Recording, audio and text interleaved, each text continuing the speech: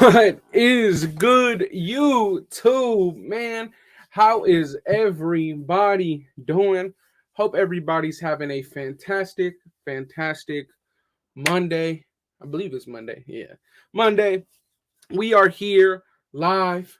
I really wanted to talk to you guys about recent news is going on around the league that could directly affect the Raiders now that the NFL draft is done and dusted. Players, franchise tags are coming up soon. They must sign them. And there's certain players around the league that are not excited with their contract situations. Now, before I get started on that, shout out to everybody who's in the building. We should also be having my brother X on in just a moment, so he should be pulling in very soon. Excited to have him on. He's going to give his thoughts and opinions on what the Raiders have been doing throughout this offseason, all that kind of stuff. I know he's always excited to share his thoughts and opinions with the nation. And with that being said, he's already backstage ready for us. So without further ado, man, Mr. Sideline Sports GM himself, my brother X is in the building. What is good, my brother? What's going on with my boy, man? How things going for you, man? Oh, man, doing great. Just me. Got this fresh cut before we came on the air, man. I see. Oh, yeah, man. Shout out to the nation. Shout out to my brother X. Look, I put this show together because of some news that I saw circling around a certain defensive tackle that don't like his contract situation, right? But before that, we'll get into that. Because there's two contract situations. One of them is our own guy, and the other one is who the show is based around. But really quick, man, I want you to quick fire draft grades as harsh as you can for each one, firing it out. Do I need to be harsh, Andy, or do I need to tell the truth? You need to be as honest as possible because we only spoke very briefly at the beginning of day 3 of what we thought, but we never got to air it out on the nation. You never got to air out your laundry for the nation to understand and hear your side of things. So, hey, man, I want to hear it from you first, man. Pick 7, Tyree Wilson. I know Jalen Carter was on the board. How you feeling about that one? So this is how I felt. Even without a trade back going on, I felt like we had more pressing needs. Dave Z, you put all your money into Chandler Jones. You did that. You made a commitment to that player, right? Mm-hmm. If so, that role is supposed to be filled. Then you double down, draft the same player basically. Like I Tyree Wilson, it's not that I don't like the player. I feel like he's a good prospect, but to me, I've been watching dude since the first beginning of the year. I didn't really see dude as a first round like everybody else did. Okay. I mean, so what would you give it in terms of a grade? I know if you had to factor everything in, we didn't trade back. We had more needs. There was certain players still on the board. If you had to grade it as honest as possible, your opinion, what would you give it? C+.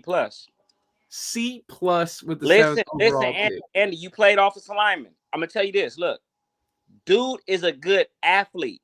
Yes. He's fast. He is not quick. His first step, very slow. Very slow. Pass rush moves, next to none. Just only bull rush. Yeah. Other than that, in injury history, I can't. With all the traits to become a phenomenal player. That's why I say I gave it a C+, because dude could turn into something. I'm not saying I wouldn't have wanted dude on my roster, but I just. But you're saying he's not bust proof. He could very well be a bust, is what you're saying. With no look, Andy, slow first step. You a defensive end, stiff, slow first steps. Well, here's the thing: that get off is slow. Very. Once he gets off that first step, he becomes explosive. I know he's a hell of an athlete. He just has a. So let me ask you this, right? Slow off the line. You've played football. That is something that is fixable. It is coachable.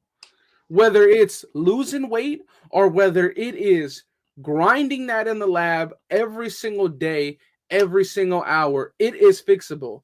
The pass rush development, I 100% agree with you. That was my biggest knock on Tyree Wilson was I felt like his pass rush arsenal was next to none. He relied on that one-arm stab, and he was going to bully you. What I do value highly, though, is the 4 forced fumbles that he did get this season. I do value that, and it's only going to help that his fucking 86-inch wingspan is whether it's going to be a batted down pass, it's going to be disruptive, or in the run game, he's going to be amazing. He's amazing. He's covered so much ground run game, because of that wingspan. So if I comped him to Clowney with a slower step, then what? I think that would be somewhat fair, but you would also have to give him the edge that he is physically larger than Jadeveon Clowney. Yeah, but with a slower step, though. Which is coachable. In less pass moves. But let me ask you this. Jadeveon Clowney, when he got drafted, he had J.J. Watt with him, right? Yeah.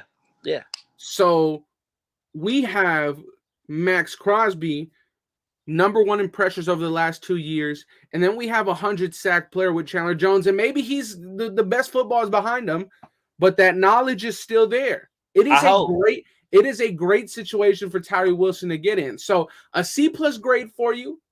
I think it's a little harsh. I gave it a B+ when I did it. I gave it a B+. Maybe that's optimistic. Maybe it's optimistic. But I'm not just going off the player. I'm going off Dave Z doubled down, same position, lots of money spent on one position. But we can be honest, and we don't have gone after this year.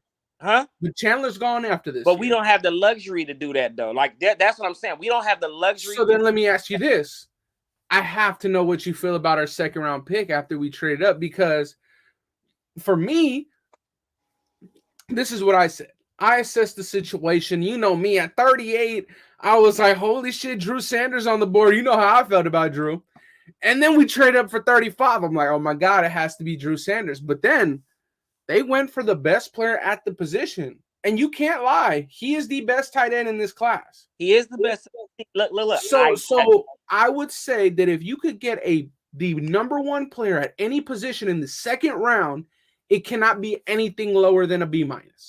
Listen.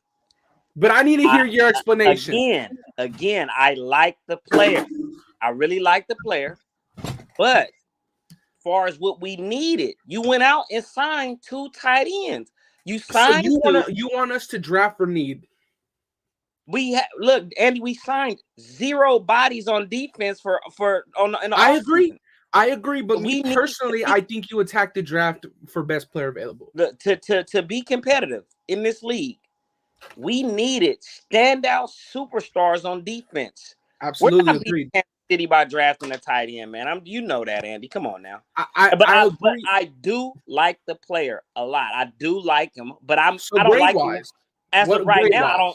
As of right now, I don't like him more than Waller. Like, come on now. You got Waller, top 3 tight end in the NFL. You talking about the best? He's talking about top the best 5, maybe maybe. Tight he's end. Top 5. Okay, so he's a top 5 tight end. You're talking about the best maybe tight end, and it coming out of the draft. Maybe, because the draft is not guaranteed. So you're talking about a maybe. Agreed. Compared to what we already had. Guess what? He's costing us $12 million less than Waller. I understand that. And he's on contract for the next 4 years. I understand that too. Same thing with Chandler Jones. He's gone after this season. We have Tyree under contract for the next 5 seasons potentially. Andy, so look, Andy, when we signed Chandler Jones, didn't I get on the phone? I call you. I said, "This is a bad move. I hate this guy. I hate this guy."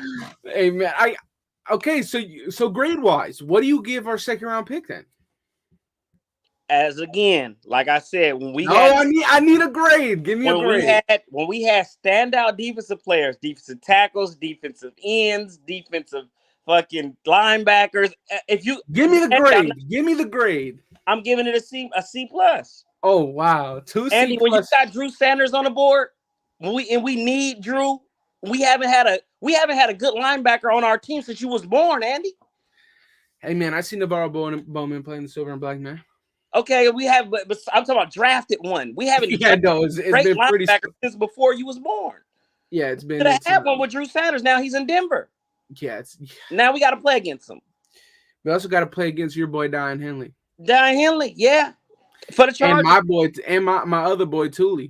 Yeah, my boy Thule too. So I mean, I'm just saying, With So my you give 2 C pluses to open out the draft. You give 2 C pluses. So if those 2 are C pluses, I really don't want to hear what this next one is, but I'm gonna ask you anyways because defensive tackle at Alabama statistically had better stats all across the board than Jalen Carter. Yeah. Was the second best run stopper in the SEC. Yeah. In all of college football. I get all of that. How do you feel about Byron Young at pick 70? But I'm gonna give you my grade first.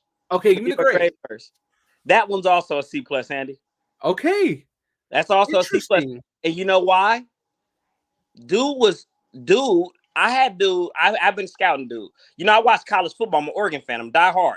I always wanted to get certain players. He was a 4-star prospect. I'm like, we should get dude in Oregon. I'm looking at dude, his production not matching though. I'm like, he might be. And then as I'm seeing him kind of get into the wash of 4- and 5-star players at Alabama, I'm like, it's either I would have liked for him to transfer out, and I could have seen you do more at a different team, but you stay with Alabama. That's cool. You can kind of hide people's weaknesses when you got 4 and 5 stars all across the line, and you play against teams like Troy and shit like that. Like, you know, you can dominate those players. That you can stand out.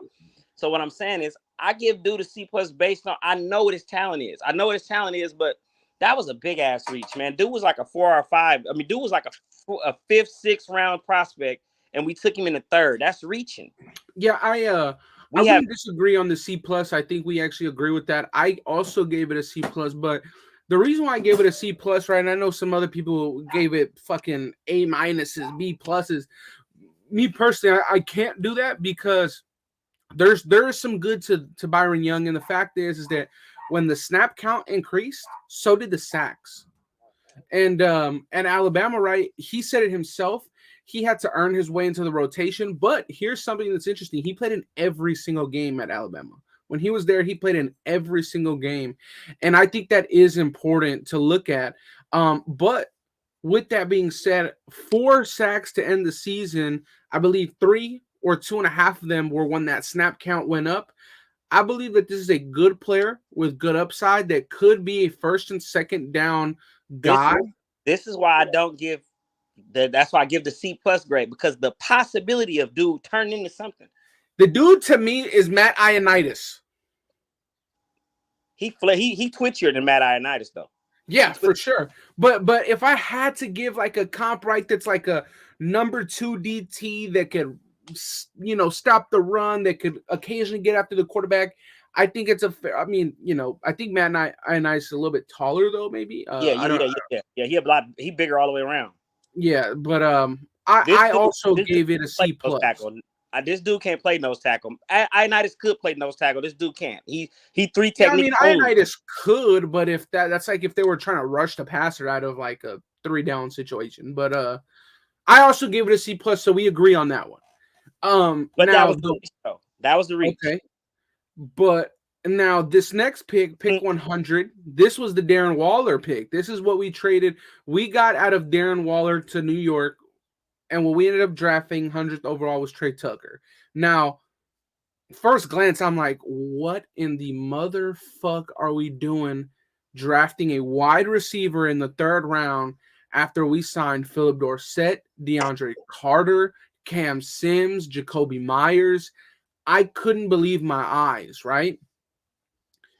But then you start evaluating this cat. The dude's a baller. I'm not gonna lie. He's a baller, man. We've need the same way that we've needed a linebacker.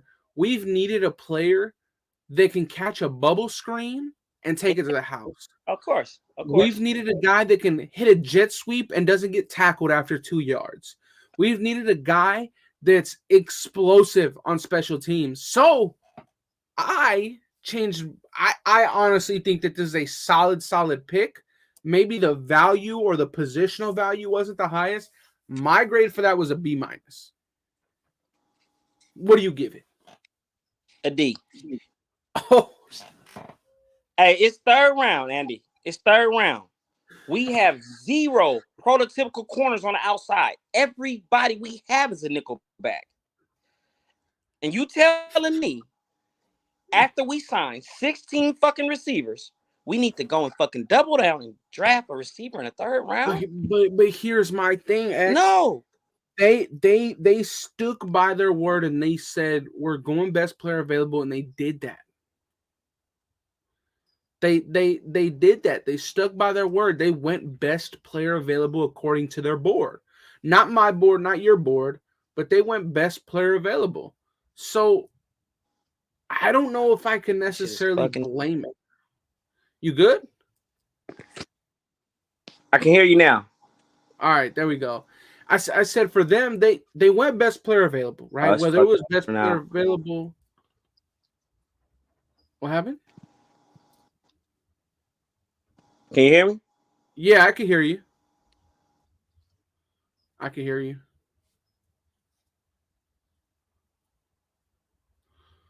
Technical difficulties with Mr. C plus X in the building, man.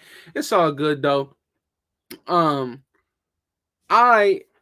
I was excited with that pick after I went out there and did my homework on him, right? That first glance, I was like, there's no way we went wide receiver in the 3rd round. Phenomenal talent still on the board. Defensive talent still on the board. I was shocked when we did that, but I'm not too mad at it now. I actually give it a C plus. Or not a C plus. I give it a B minus. Now that it's all done and dusted. So I like that pick. I really, really do. X said that he gives that a D, which I think is harsh. I think it's definitely harsh. But I get it though. X is looking at the draft as filling up needs, filling up holes. On the team, and he didn't really value receiver there, right? So I understand his point of view, his opinion on that, and I think it makes sense. I think it makes sense there on why he was a little bit critical of that situation. But you know, I actually like the pick now that you know we had time to let our emotions get to it. Well, so you gave it a D plus. Yes, sir. No, a D minus, not D plus. A D minus. Andy with 0. Everybody on our team is a nickelback. Everybody. Amik, so Long. How do you feel about our next pick? Smelly. All these guys are nickelbacks. Duke Jelly Smelly, bro. I like that right there. Hey, look. Smelly. All of them are nickelbacks. Our best nickelback is Nate Hobbs.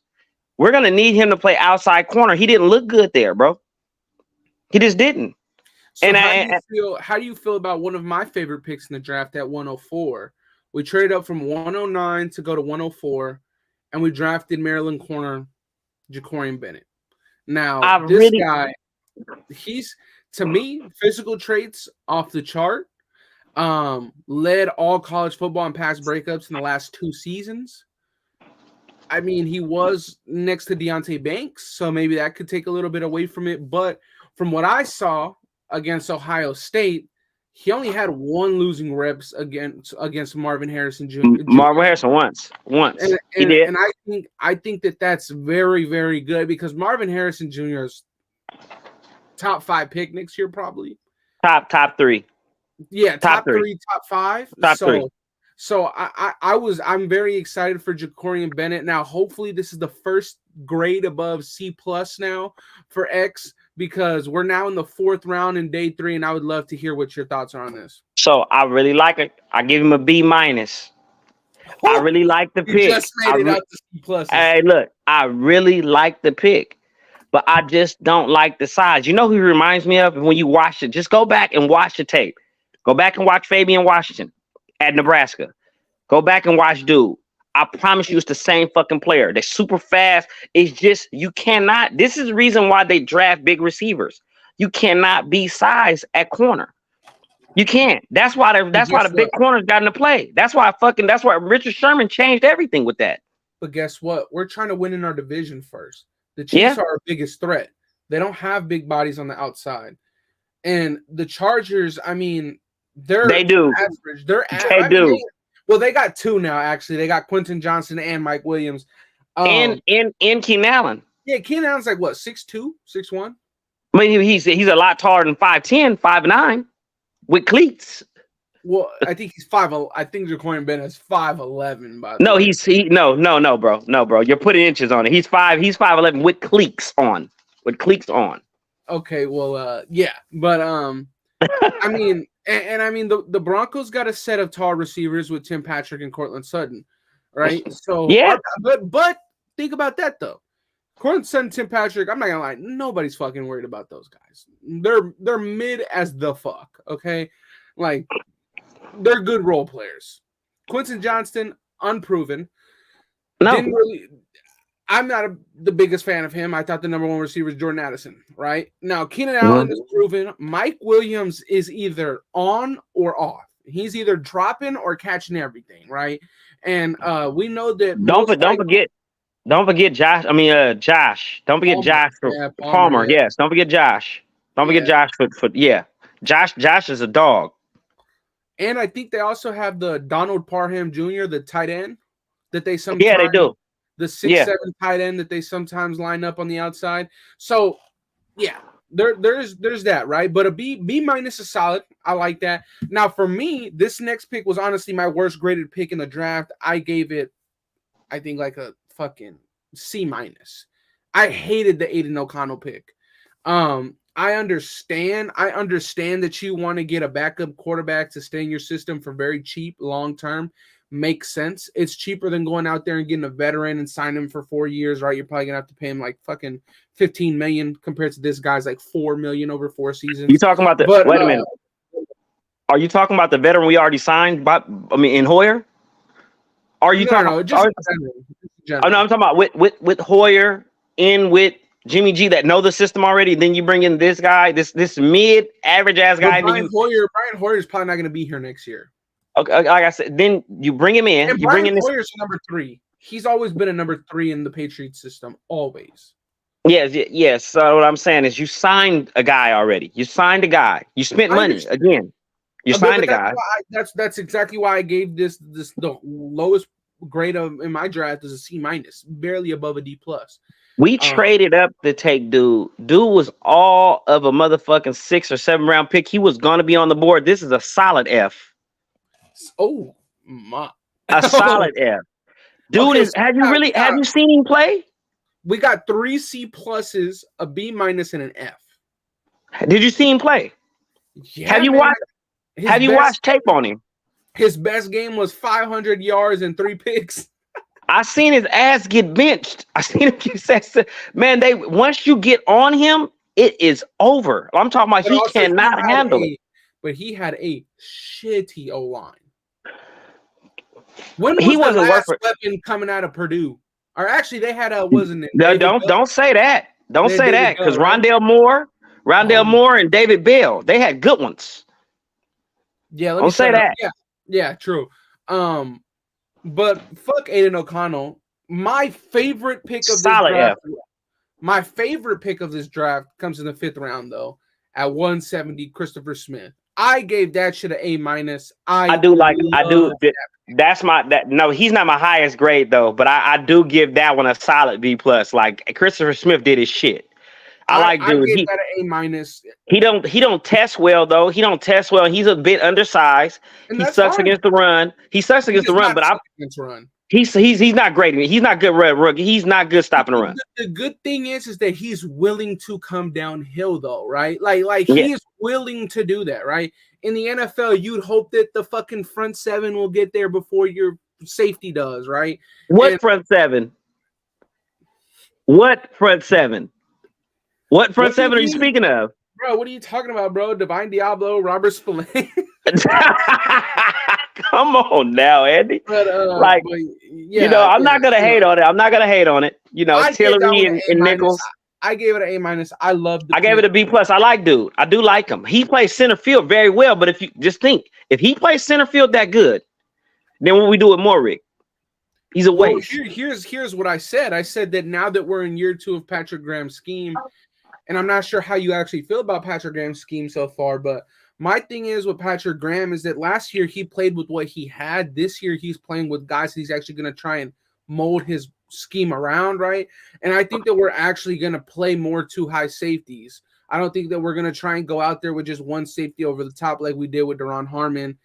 Because, I mean, if we remember, I mean, the Giants played with two safeties. They had Xavier McKinney and they had, their boy Logan Ryan and all that kind of shit. And don't forget Jabril Peppers. Yeah, and Jabril Peppers, right? So we let him go back to the what's the name. I like Marcus Epps. I think that Marcus Epps and Christopher Smith will probably be those two high safeties. But this is my thing. Merrick's best football is also played in the slot. So we're just a glutton at slot, huh? So if we was only playing slot football, I mean, you know, if we only played against slot receivers and had, you know, if we'd be great. 7-on-7. But my thing is, right, is that I think that this pick, Christopher Smith, gives Trayvon Merrick like the highest test that he's had coming into the league so far. I feel like it puts him on notice for sure. Oh, for sure, because coming in, Gus Bradley put his stamp on him. That was a Gus Bradley guy. He started year one. He played. So when you say like, you know, when you say that, like, what do I think about Patrick Graham's scheme? I don't feel like he got a fair shake. Not this whole time. I don't feel like you had guys. I don't feel like you have had guys, but Max, since we started. You haven't had guys, bro. With that being said, every single defensive pick in this draft in the first 5 rounds were all Senior Bowl guys that he played. But these are not standouts though. These are not somebody that can turn a game around. Name one of these guys you think is gonna be a superstar. Tyree and Christopher Smith. I think both of those guys high ceiling guys. I gotta see more of Wilson, man. I just have to. But I've been watching him for a long time, man. I've been watching him a long time. I just hope that he's different in the NFL. When we get those fucking joint practices going with the bum ass Niners and we see Tyree Wilson go up against Trent Williams 1-on-1, we'll see what that motherfucker's made up real quick. Real fast. What? Let me tell you this. There's no better test than coming into the league and immediately going up against the best tackle in the league. Best, yes. So yes. We'll know real quick. He's not going to get many snaps. He's not going to get many snaps against Williams. I mean, with Trent Williams, though. He's not. I think he might. I think they'll give him enough to evaluate him. No, I'm talking about him, but I don't feel like they're going to put Williams out there. Like, why? You know what he is already. Yeah, you're saying the Niners. Yeah, true. Well, why would they put him out there? There's no reason. So, following up Christopher Smith, I honestly think that the Raiders did phenomenal in day 3. I really love what the Raiders did in day 3. And maybe it's too late at that point, but I like what we did. You know, you had Jakorian Bennett. Aidan O'Connell was a cluster. When we're talking about this year's draft class, I don't even think of Aidan O'Connell. Like, that's what I'm being honest. Then with Christopher Smith, we follow Christopher Smith up with a very interesting prospect with Amari Burney. Like, this is a guy. You talking about a prospect? Amari Burney reminds me of what's the guy that plays in Tampa?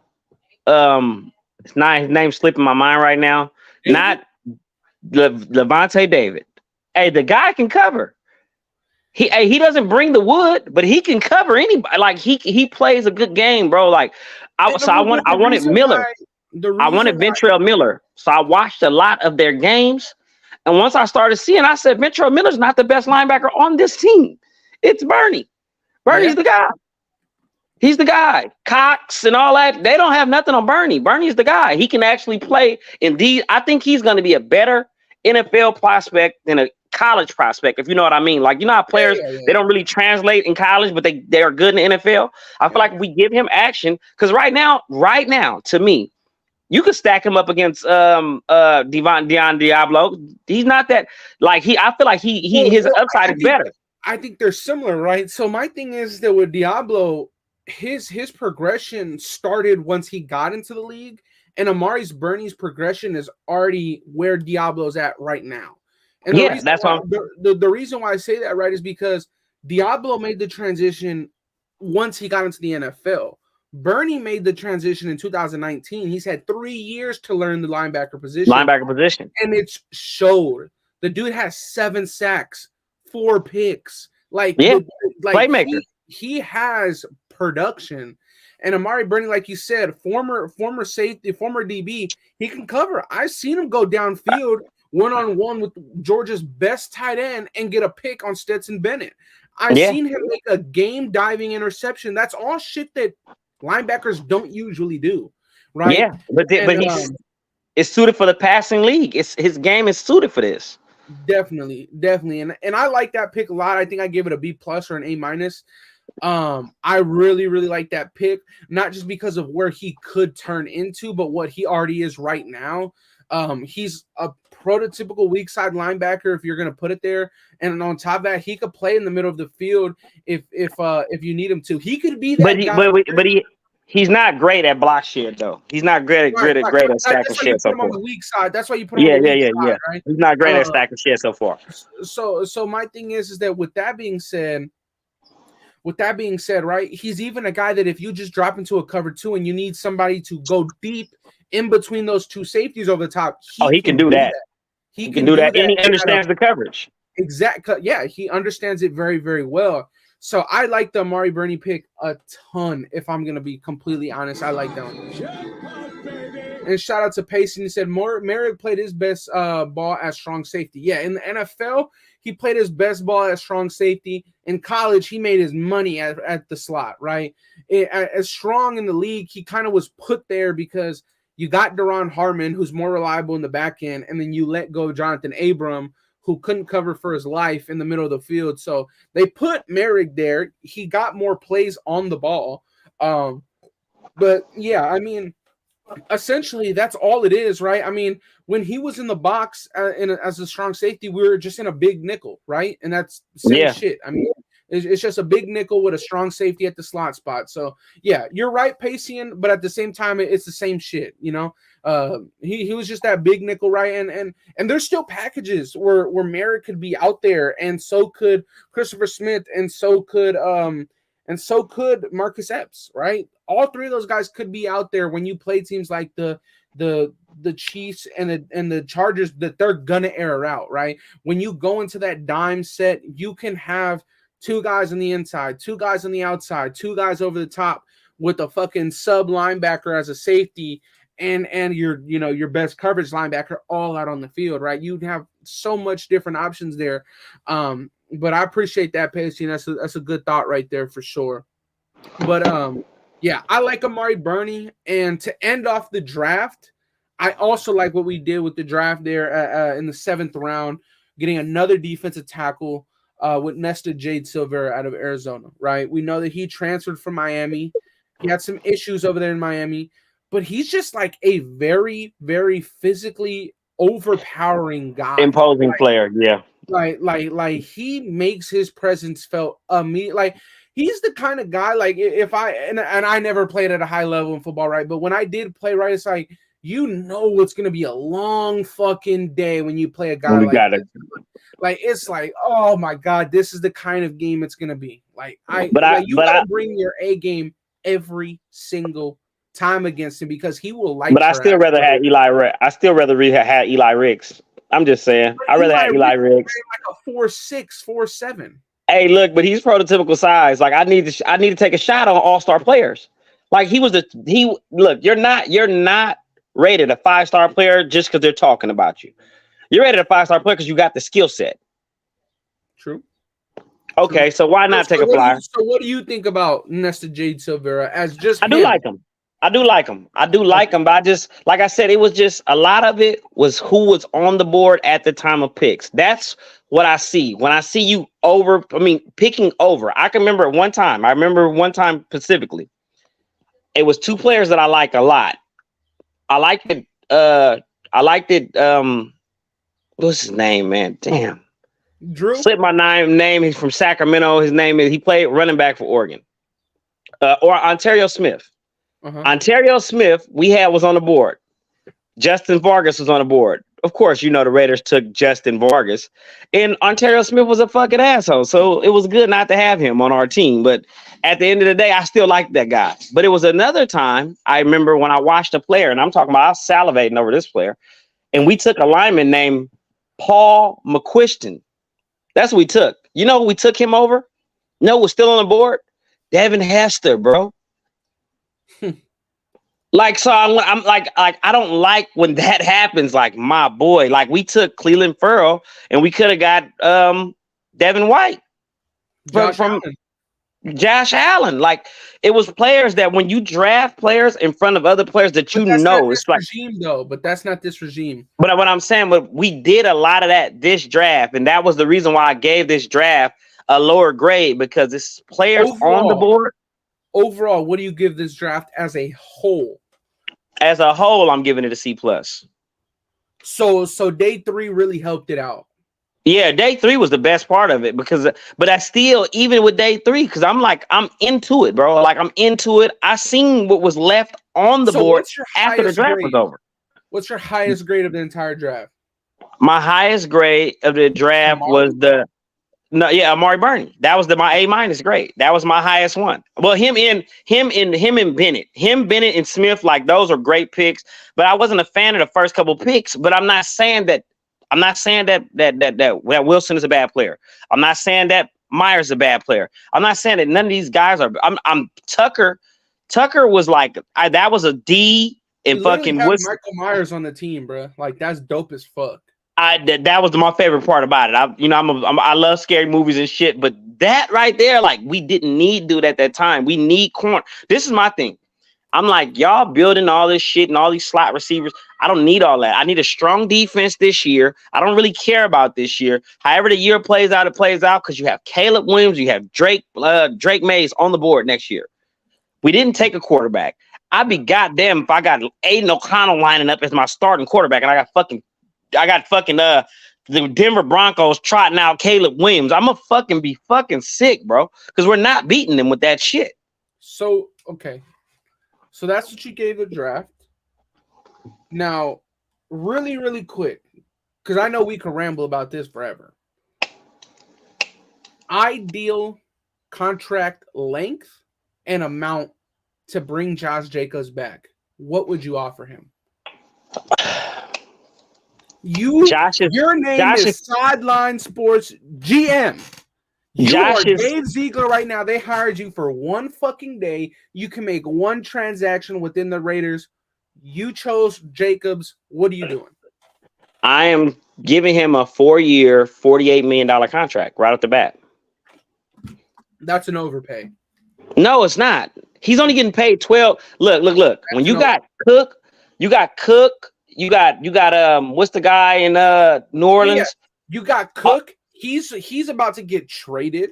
Aaron Jones, he's gonna be a big factor of the Packers because he has to. He's getting $12 million. Saquon hasn't gotten his contract yet. Ezekiel Elliott was higher paid than them, and he got up out of here. That's too much money for a running back. I'm not 12 million. I'm not paying Jacobs any more than 10. Maybe that's petty to knock off $2 million, but I'm not paying Jacobs any more than $10 million, and it's only for 3 seasons. Hey, look, Andy. First of all, he's only 25. If that, he might be 24. 25 or 24. Okay, so he has. If you give him 4 years, you're 29. Basically, you retire a Raider. It's over. Nobody's picking you up after that. We've seen the Saquons. We've seen the McCaffreys. We've seen fucking the Zekes, right? Zeke is a bum, though. Running backs get hit, man. They can get hurt, and boom, you're paying a guy $10 million, and he's not on the field. Chandler Jones, you're paying him. He's on the field. He's getting 17, and he's a bum. You had to draft somebody to replace him this year. You just signed him last year. But that's my point. You don't want to give him a 4-year deal that locks him in for so long when you did just that. You got rid of Waller because of that reason. You got Chandler Jones replacement because of that reason. Guys can either hit their stride too early or they can get hurt and be out the league. I think that 4 years is way too long to invest into a running back that's not a rookie. I think that 3 years should be the max. What I would do is make him sign the franchise tag this year and sign him for $22 million on top of that. And it's 3 years altogether. You get this year and 2 more seasons. He gets the fuck out of here by the time he's 27. He gets a big payday from another team, possibly, or he retires, and that's it. That's it. That's what I think. Andy. That's what I think. I think 4 years is way too long. You're bringing him almost all the way into his 30s. Bro, the fucking Titans don't even want to have Derrick Henry no more. Like, that's how replaceable the running back position is. Listen, Andy, listen. Josh Jacobs is arguably the best player on this whole fucking roster. He means more to the win column. He means more to the win column than any other player on this roster. We won 6 games last year. 4 of those games was just on Josh. 4. I agree, but you can't say that Josh did all of that. Like, he didn't have a top 9 offensive line blocking for him, regardless of what run you say. Blocking. Yeah, so what? That Josh Jacobs is a run fucking back. Hey, look. I don't think Illuminor starts for 50% of the league. And Barr won't start for. That's fine, but that's fine. And I hate to compare us to the Patriots, but unfortunately, we have their entire staff. We have everything. We've always known that the Patriots don't ever draft the best guy. They draft the best guy for their scheme. They draft the guys that fit for them. Whether Illuminor doesn't start for half the league, it doesn't matter as long as it works with us. I don't care if he works with the Patriot or whoever the fuck it is. I don't care as long as it works with us, right? And the fact of the matter is, he had a shit ton of penalties, but he played very well. And if he could decrease those penalties and cut those in half at least, if he could have those in half, he's a top 10 right tackle in the league. Hey, go back and look. Go back and watch. And I'm going to be for real with you. Go back and watch. He cost us 2 games. Yeah, I get that. But let me ask you, Jonah Williams, they had for the Bengals, right? They had Jonah Williams and what's the dude that they got from the Cowboys? Collins. Yes. Leo Collins. They had both of those as their starting tackles this year. The Bengals could win a Super Bowl potentially very soon. Their fan base was begging for Illuminor. Illuminor is a good tackle, man. He is a good tackle. Or maybe he's not good. He's good enough. And he's costing us $3 million this season when he potentially could have got close to around 8 somewhere else. They was talking about them. They're giving him 9. Yeah, so that's what I'm saying. It's like with the whole Jacobs front, that's my take on it. I definitely want him to be a Raider for the next 2-3 seasons. I think 4 more years on top of the tag is way too long. I wouldn't look. I'm a fan. I'm biased. You know, I might give him more than what he need. You know, I'll give him more than what he need. But I still feel like JJ deserves to be. We need to have some type of. You said 4 years, $48 million. How much of that are you guaranteeing? Well, I believe he needs to get paid $12 million a season. So, I mean, you know, I would say, man, look, give Josh his money, man. Give Josh his money, man. Pay Josh, man. That's why you're not in Dave Ziegler's position, bro. We would be fucked.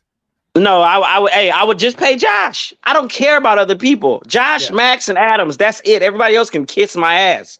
I agree. So what do you think about this? He says, question. And shout out to Primos, by the way. He said, did Jacobs only did that because of the final year of the contract? JJ's dealt with injuries also since his rookie year. Thoughts? No. There's no way that you can just say, it's my rookie year, I'm about to be the league's leading rusher. You don't just do that, right? But I feel like I feel like Josh, if you want to go back and watch last season, I have watched last season. Listen, Andy. I watched last season. Played last year. I watched last season at least 4 times, and I'm talking about every game.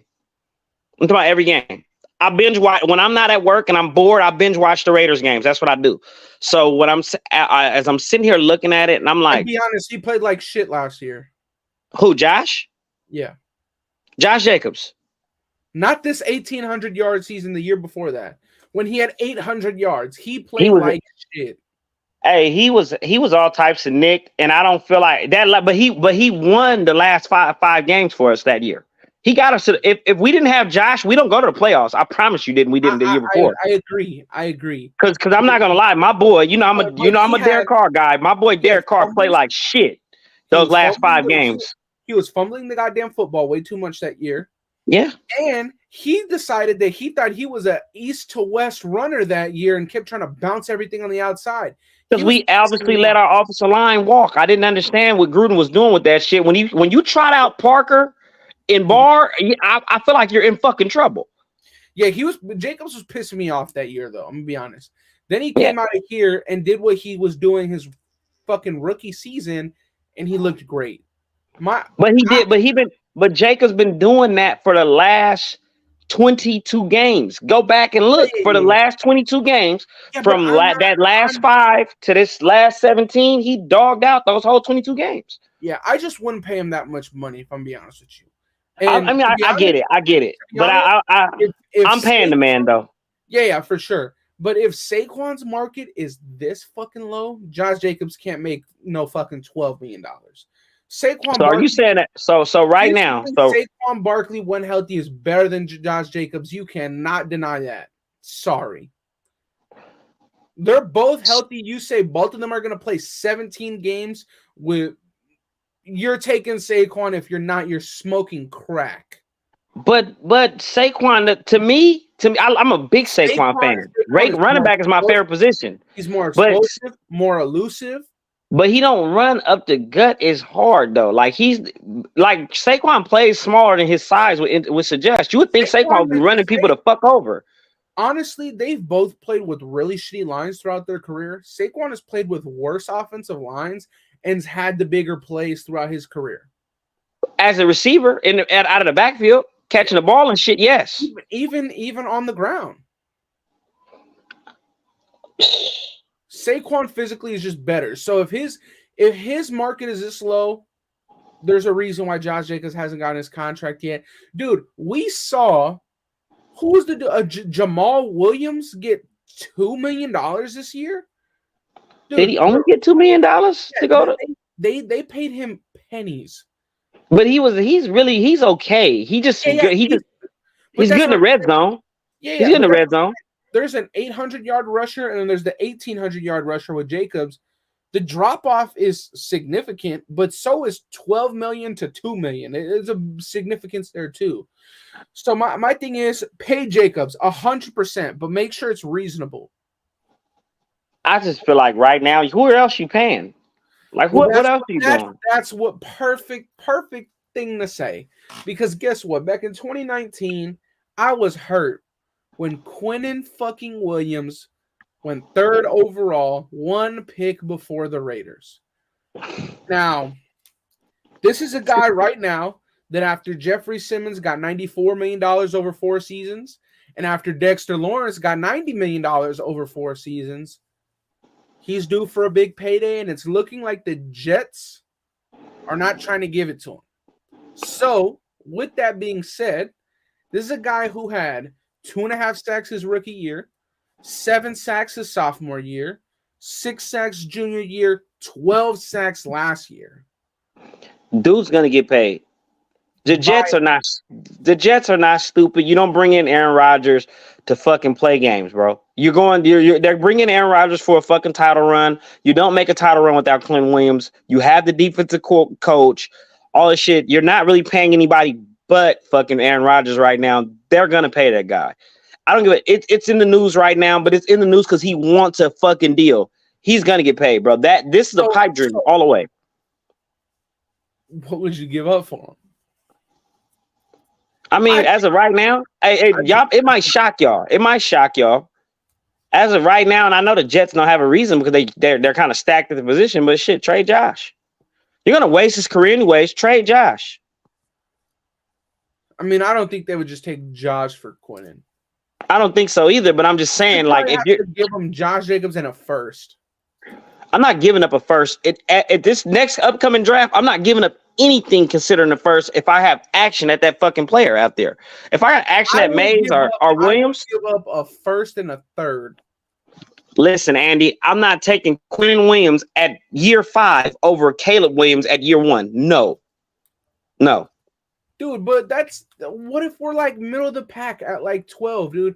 We're not gonna be able to get. We're nowhere near gonna be able to get. I don't believe we're gonna be 12, Andy. Have you seen the schedule? Have you seen our defense? Have you seen that offensive line? The schedule releases on Thursday. So I mean, we know who we're gonna. We know who we're gonna play, but we don't know. We know we're gonna play.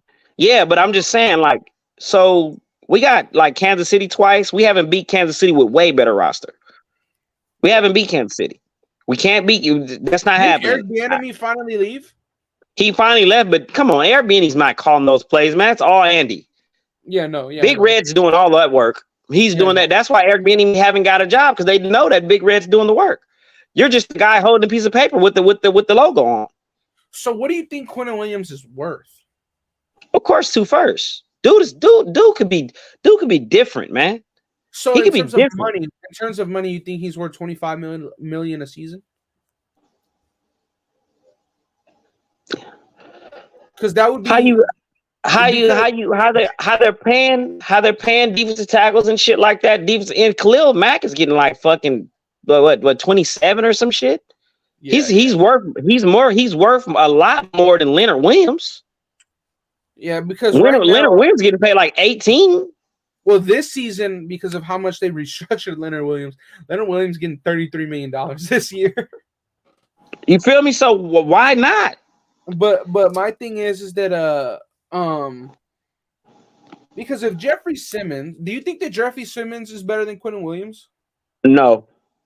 Okay, so Jeffrey Simmons got the 4-year, $94 million, right? So Quinnen Williams could probably shoot for 4 years, 100. That's $25 million a season. He would need more than 100. It would be like 120, but without the guarantees though, like guaranteed money. I believe he deserves to be the highest paid guaranteed defensive tackle in the NFL. Whatever Aaron Donald gets, he should be right under that. Huh? You think he's that dominant? Whatever Aaron Donald gets, he should be right under that. He's the second best defensive tackle in this NFL. If I was the Jets, right? And even if I'm like speaking from a Raiders perspective, right? If a possible trade was to go down, I mean, it's very unlikely, right? But I would compare him to Chris Jones. And Chris Jones is getting like $16 million. Which is but who means more to what team though? Chris Jones means more. Chris Jones is not the end all be all in KC. For that defense, yeah, he is. That guy that you just named, Williams, is the end all be all for the Jets' whole roster. No, he's not. Are you talking about Aaron Rodgers? What, dude? The Jets are loaded on defense. I know they got Sauce Gardner and all that, but it all starts with pressure from up front. Yeah, of course. But you have a defensive. They have one of the best defensive minded coaches in the NFL right now, Robert Saleh. That's my point. You got a defensive guru that maybe he feels like he can afford to let go a guy like that. You got to also remember he was one of the guys that said, "Yeah, we'll trade away DeForest Buckner." I wouldn't have, because the Niners defense was good, but it wasn't as good as DeForest Buckner good though. Yeah, but like Buckner, they ended up getting who they get with their first round. They got Javon Kinlaw. I think they declined his 5th-year option. And he's a bum. Yeah, he is pretty fucking scrubby. So let me ask you this: bitch of the year. there's a few guys that got their 5th-year option declined. Is there anybody that you would try and either trade for this season or really try and sign him in free agency in the offseason? Hey, look, right now you got Devin White. You got Devin White and you have Patrick Queen. What the fuck? Come on now. I'm taking Queen right now. But Devin White or Patrick Queen? What about Isaiah Simmons? I don't, you know what, that guy's been a real intriguing prospect to me. I'm serious. Like, I feel like he's a soft ass defensive end, to be honest. Like, that's what I feel like. Like, I don't feel like he's hella great in coverage. He doesn't bring a pop. He's not great at pass rush. Like, he's just an athlete in the middle of the field. If you coached him right, he could be something, but dude won't get one more good payday. You don't think so? You don't think he'll get... No. What the fuck? What's going on? Say you're looking for the phone, the webcam. But dude won't get another good payday, Andy. I promise you that. I think his next contract will be like 2 years, and he'll get a good deal. I don't feel like he gets a good deal because it's like you're still developing. You're not. It's been 4 years. You haven't developed into nothing. I think he'll get like a 2 years, $15 million from a team in free agency, and then from there he'll get like a massive contract if he does well. If he does well, but that's all scheme dependent. Arizona, they drafted him to play in that scheme specifically. They took Xavier and Collins. They're basically clone players. Neither one of them are good. Let me ask you this: after the draft, right? We picked up McClendon Curtis as a UDFA. We got Adam Plant Jr. and Drake Thomas. Those are 3 guys that I think will all make the rosters undrafted free agents. I think McClendon Curtis will actually start for the Raiders at some point this next season. You think the guard will start from Chattanooga? Yeah, I think he'll end up starting at some point for the Raiders, whether it's through injury or he beats somebody out for it. I mean, it's not that hard to play guard for the Raiders right now. It's just not. Just being honest. Yeah, exactly. So I actually like what we did at the undrafted free agency period. Is there any like rumors in terms of the Raiders that you think like is actually going to happen, like a Hunter Renfrow trade now that we got Tre Tucker? Like, is there anybody that you think that we either cut or just move or all? What do you think is really the next thing that's going to happen for the Raiders? Because Dave Ziegler has always said that free agency is a year-round thing, right? When the roster cuts start happening, good talent's going to come available. What do you think is next for us, bro? Like, what do we do now? They're gonna trade Josh. You know what's crazy is that I said on day 1 of the draft I came on, I was like, I feel like we're trading Josh today. I don't want us to. I'm a Josh fan, a big Josh fan. I don't want us to. We're gonna trade Josh. He doesn't want to be there. I feel like here. I know he wants to be there. I don't feel like people want to be. I feel like Josh McDaniels has a bad rap with NFL players. And I feel like that is one of the reasons why when it was come time for us to sign players back out because they don't want to play for him. Just like what flashy free agent, what big time free agent you seen go sign with New England? None. I don't feel like players like Belichick that much. I seen where they said one guy said, "Man, I kind of want to go play. I think I want to go play for what's the name?" And the guy came out and said, Lamar Jackson said, "Man, I think I look good in the Patriots." And dude said, "No, you don't want to be there, fam." Like I just feel like it's a different culture, and right now it's kind of hard to get behind that Patriots culture because they haven't won in recent years. But when they were winning, everybody wanted to be a Patriot. So yeah. They're taking pay cuts to go play with Tom, though. Tom is the Patriots. It's not Bill. The Patriots won't have a winning season this year. They won't. They'll finish last in their division again. So you think that we trade Josh? What if you had to give a compensation on what we get out of him? What do you think? I think for a team like the Bills, or that are like win now mode. I think we get a first pick for a team like that. Like, not saying that he's worth a first, but I'm talking about like a team that can afford to get the move done. Let's get him. Let's go. I feel like that. I feel like an average team that's in. You think we'll be that fucking dumb to trade him to an AFC fucking rival? No, I'm not saying just like the Bills, the Cowboys, teams that are in the mix of winning the Super Bowl now and got the luxury to spend those draft picks.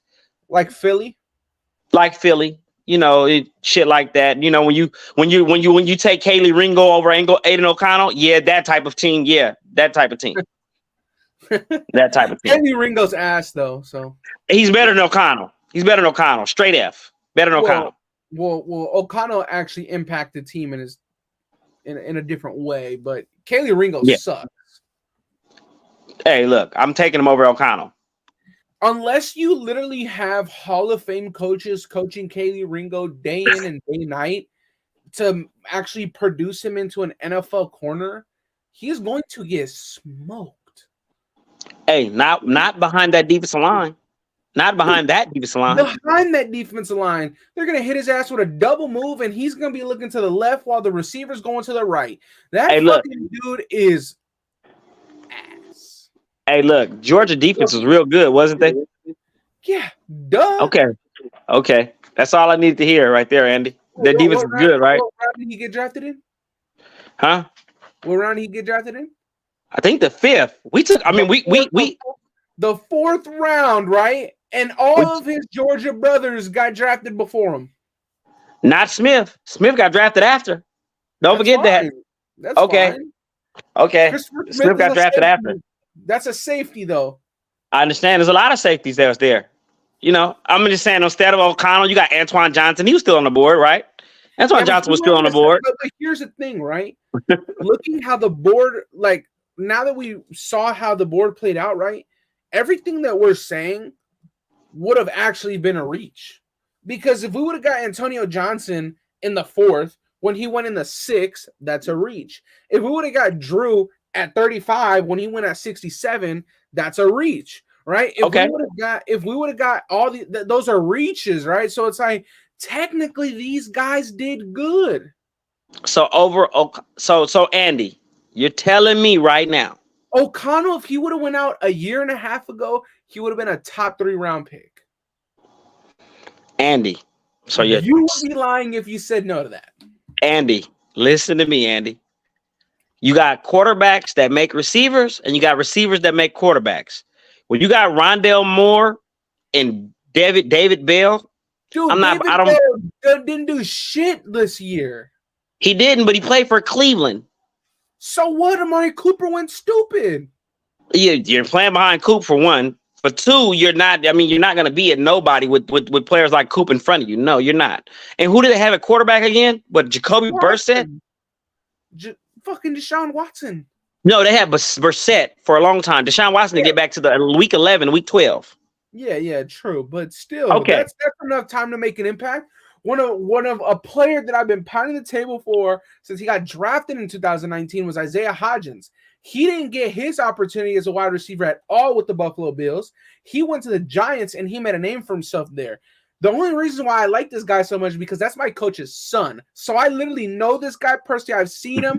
I wanted the Raiders to get him so bad. I remember when my coach would text me, he was like, Isaiah Hodgins had a visit with the Raiders. They're talking about picking him with one of their back-to-back picks. Keep in mind, that's when we drafted fucking Lynn Bowden, bitch-ass Jr. and Brian fucking Edwards. I was so mad when we didn't get fucking Isaiah Hodgins, dude, because he's 6'4".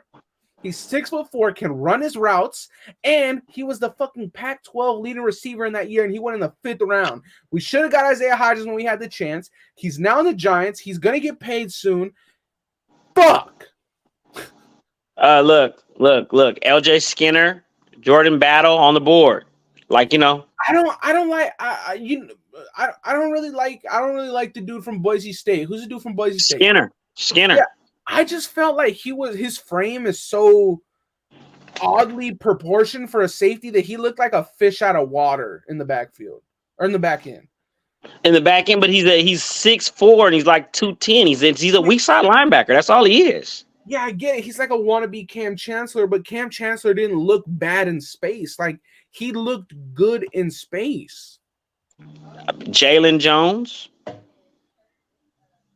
Yeah, I would have loved it. I would have loved it. Come on now, like Clark Phillips. I would have loved it. Yeah, I would have loved it. Yes. Clark Phillips went after Jakorian Bennett, actually. And I would have I'm not going to lie, I'm taking Clark Phillips over in Jakorian Bennett. Maybe I watched him more. Oh, no. Maybe I watched him more. Maybe I watched Clark Phillips more. All of our corners being slots. He is a slot corner. Hey, look, what's his name's going to be a slot too? He can't play outside NFL. I just don't see it, bro. This is what I project, and honestly, it pains me so much to say it out loud. Our starting corners, this is what it's going to be. It's going to be David Long on the outside. It's going to be Nate Hobbs on the outside, and it's going to be Tyler Hall on the inside. Or it's going to be Brandon Faison, David Long, and Nate Hobbs on the inside. Duke Smelly is starting. Duke Shelley. Duke Smelly is starting, bro. I don't think he starts. Hey, they've been hyping. They talk too much about this kid for him not to be a starter. So what about Duke Shelley and Jakorian on the outside and Nate Hobbs on the inside? That's not that bad. But it could It's not that bad, but it's like it's Lob City. Like, yeah, exactly. It's head top. It's Lob City. Yeah. Head top. But Henry Toto. That's why we play two high safeties. Henry Toto sucks. I don't want to hear it. I'm just saying he was on the board late. Yeah, he's very late. Dude, I literally said it, man. I think it was the first time that we were reviewing linebackers, and you were on. You did. We were talking about Noah Sewell, Henry. I was like, dude, I don't fucking see it with these guys, man. I didn't like Noah. You know, I started. Those two were the consensus top number 1 and 2. Number 1 and 2. They went far down the board, and I was like, yeah, you know. After I'm a Ducks fan. After watching Sewell and taking off the bias cap, After taking off the bias cap and looking at dude after a while, I'm like, this dude's fucking slow. If he doesn't go to a 3-4, he's fucking done. He's fucking done. I'm not sure if you got to and I'm not gonna take too much more of your time, fam. But I'm straight, bro. I'm good. If I've been waiting on this. Exactly. If damn, what the fuck was I finna say? I was finna say some shit. Trent Simpson. Oh, Trenton Simpson? What about him? Was still on the board. The article. Did you get to read that article that was posted that showed the Raiders, who the Raiders had as their top 5 picks for number 7? No, I didn't. I know what's name was on the board though, and I know that the Raiders wanted Paris Johnson at 7. That was their number 1 guy. That was their number 1 guy for pick 7. They had 4 other options. The 4 other options was Tyree Wilson, Devin Witherspoon, Will Anderson, and I know Witherspoon was. They said I thought Witherspoon was the pick, but when I knew he was, I forgot who's that other guy. Oh, the other guy was the tackle Anton Harrison. They had those 4 guys at 7 those 5 guys that they all were like, okay, we could grab them here. So when Will Anderson went. Not by the way, they had Jalen Carter was nowhere. They didn't have him there. I know that. We're not getting him, right? So with that being said, right, at 7, they discussed, and this is reported because they had somebody in the war room to report this. They said that Josh McDaniels looked at Dave Ziegler and said, should we trade back to pick 12 and draft Anton Harrison, or we could stay here and get Tyree Wilson? Keep in mind, Paris Johnson went at 6, and that's who they wanted to grab. So, me personally, I feel like this draft would have been a shithole if we would have went Paris Johnson at 7. I mean, the line would have been more solid. The line would have been more solid at the end of the day. And apparently, as soon as Paris Johnson went to number 6, the guy that reported all this went up to Ziegler and said, there goes our starting tackle. So with that being said, there was 3 guys to start day 2. It was Mayer, Drew Sanders, and I forgot the other guy. But there was 3 guys that they were super high on. And they had Drew Sanders higher on their board than Mayer. And they didn't draft him at 38. What they did was they discussed with Champ Kelly. Champ Kelly supposedly said, we have the best player at his position here at tight end. This is the best tight end in the draft. You got to go get him. So they traded up and they pulled the trigger. So here's my thing. What I found very, very interesting was that, for one, they had Drew Sanders graded higher than Mayer. 2, Drew went at 67. You picked at 70. You could have moved 4 to 5 spots up to get your guy. To get your guy. You did it with O'Connell. You did it with Mayer.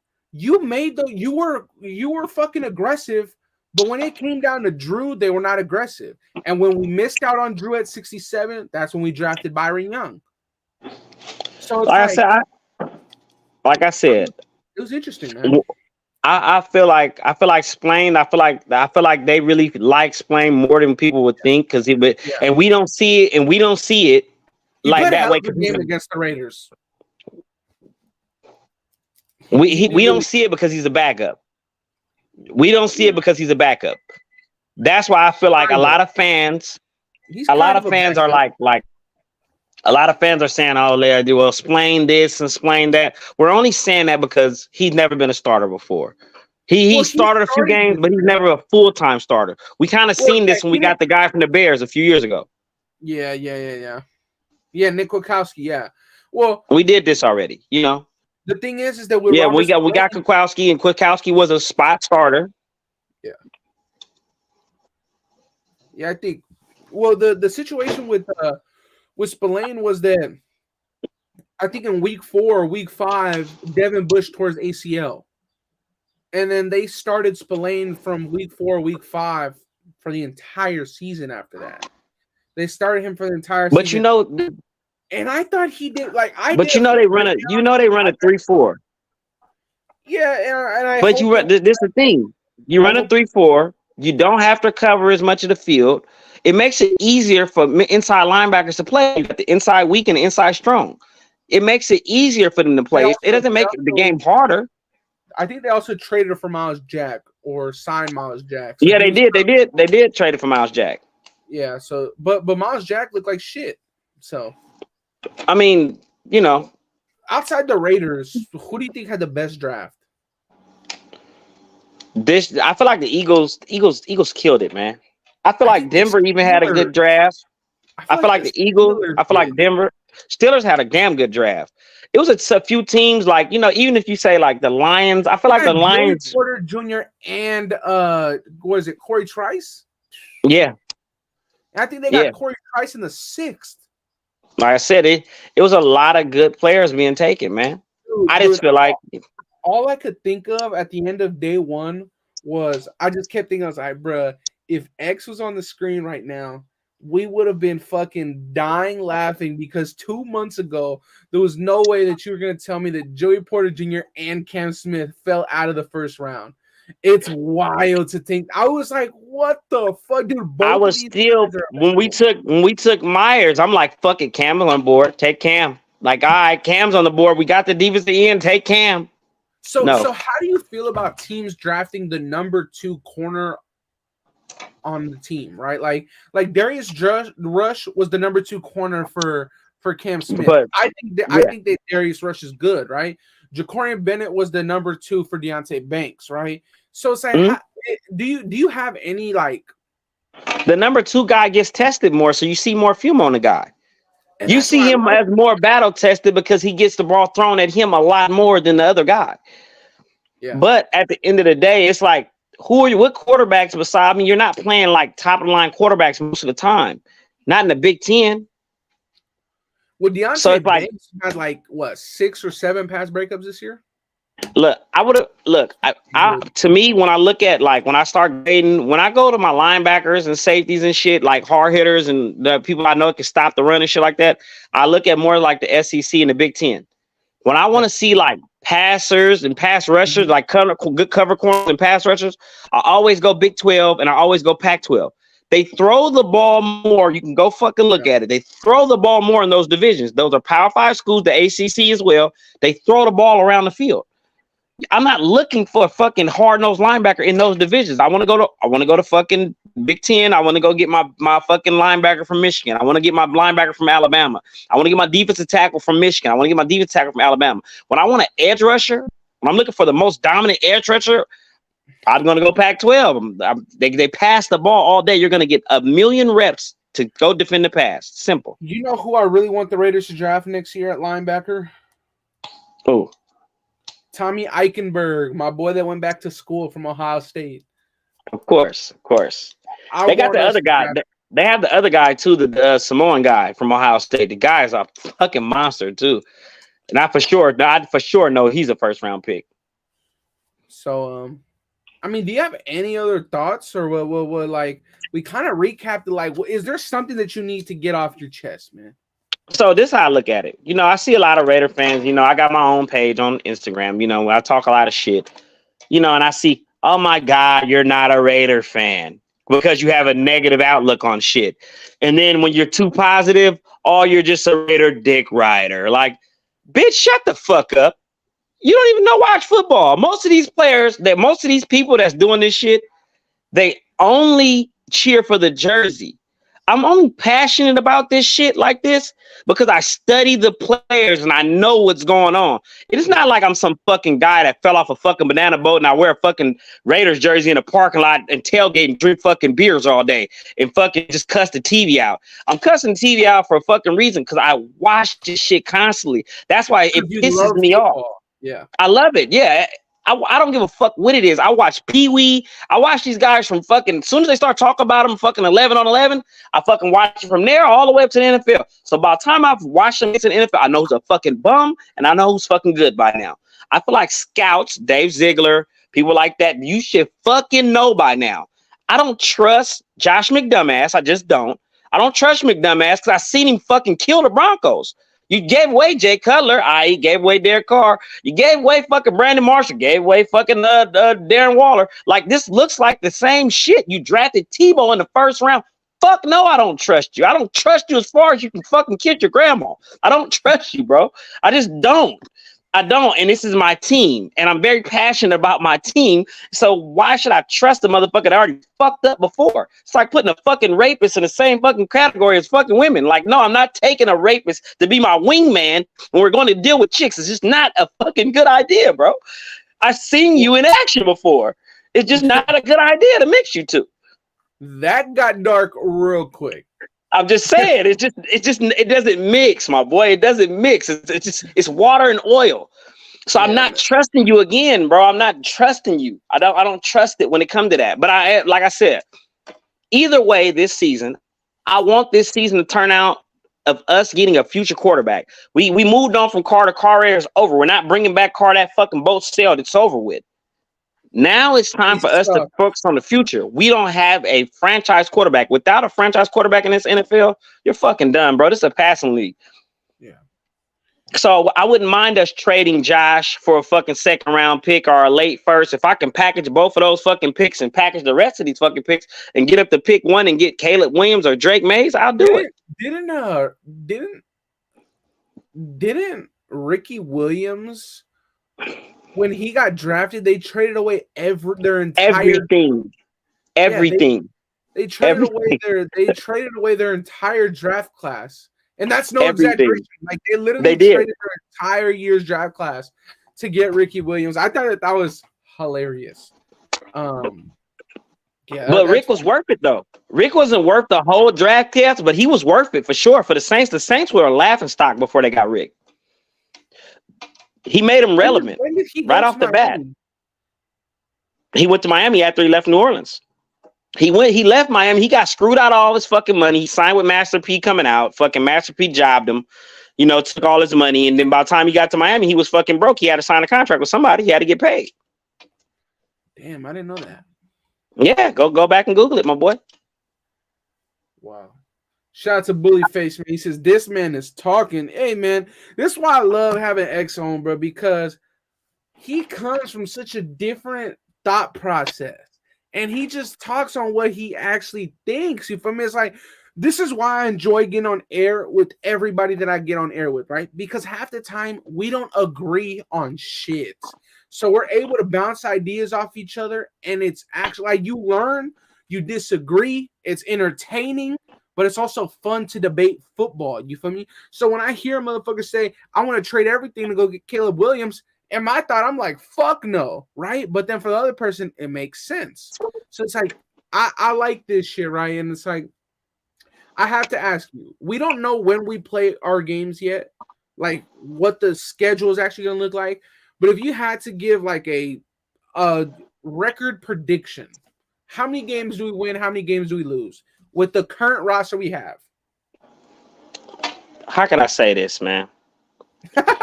I feel like if we played against the Niners and shit, if we played our last year's schedule, we have a better chance. We play against more passing teams this year. And I don't feel like we improved our pass defense that much. So I feel like they're gonna air us the fuck out. Like this, our defense, we didn't improve. I don't feel like we improved our defense. I feel like we kind of. I feel like there's certain areas of the team we got worse in. I feel like linebacker we got worse at. Honestly, because none of our defensive tackles are unproven, I feel like we got worse at defensive tackle because we lost Andrew Billings. At edge, we lost Cleveland Furrow. We got Tyree Wilson. I think we got better at defensive end. At corner, you lost Rocky Sin and replaced them with 5 different depth guys and a rookie. You know what I'm saying? So it's like it's hard to tell what we have on the outside. At safety, you replaced Deron Harmon with Marcus Epps. And it's like, you know, it's kind of hard. It's kind of hard to think about what we're gonna do this year. But this is all that now you telling me right now. Right-handed guy, you have to put your hand over your heart. You have to believe in Dave Ziegler. You have to believe in Josh McDumbass right now with their coaching. We have to believe the coaches are going to be better than the players. That's what we have to believe right now. We have to put all our faith, and I'm trusting the process best I can. But I'm looking at, like, when you put the shit in front of you, it's like giving you broccoli and telling you it's pizza. Like, no, I can see this is broccoli. But maybe if I close my eyes and chew this a different way, maybe it might taste like pizza. But, bro, this is fucking broccoli right here, bro. This is broccoli the whole way. So shout out to my brother Graf, man. He's optimistic. He says that we squeak into the playoffs. I don't think so. I think that we go 8-9 or some shit like that. What do you give it? Hey, man, look. They already think I'm a hater enough, but I don't see us getting over 6 wins.